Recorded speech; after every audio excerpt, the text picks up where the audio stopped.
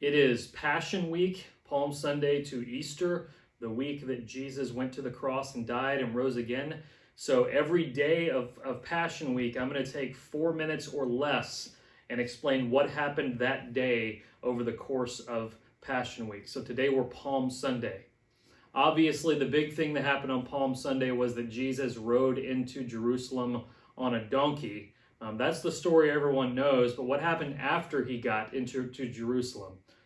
Because very often it's assumed that he went straight to the temple and cleared the place out, but that actually doesn't happen until Monday. What happened on Sunday? Well, the Gospel of John records Jesus goes into Jerusalem. He goes to the temple and he just kind of hangs out in the temple for a little bit. In Mark, we actually see that he rides into the Jerusalem. He goes to the temple, he looks around, and then he leaves and goes to Bethany. And he comes back the next day to clear the temple out. While he's there, John records something that happens. John chapter 12, starting verse 20. Now among those who went up to worship at the feast were some Greeks. So these came to Philip, who was from Bethsaida in Galilee, and asked him, Sir, we wish to see Jesus. Philip went and told Andrew. Andrew and Philip went and told Jesus, and Jesus answered them, The hour has come for the Son of Man to be glorified. Two things that happen in John's Gospel. If you read it, you'll see two things pop up very often. Number one is the hour, and number two is that Jesus is going to be glorified. And they're both here in this verse. The hour has come for the Son of Man to be glorified.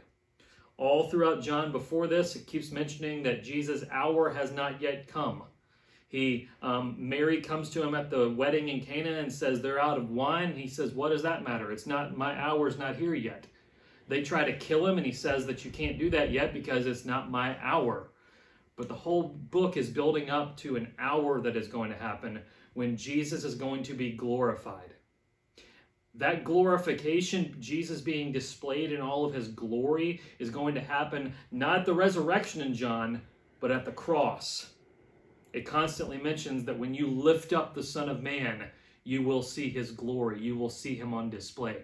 Of course, he's going to be glorified at the resurrection, but the cross is going to be his glory. In that moment, the God of the universe is bearing the sins of man in just an incredible moment.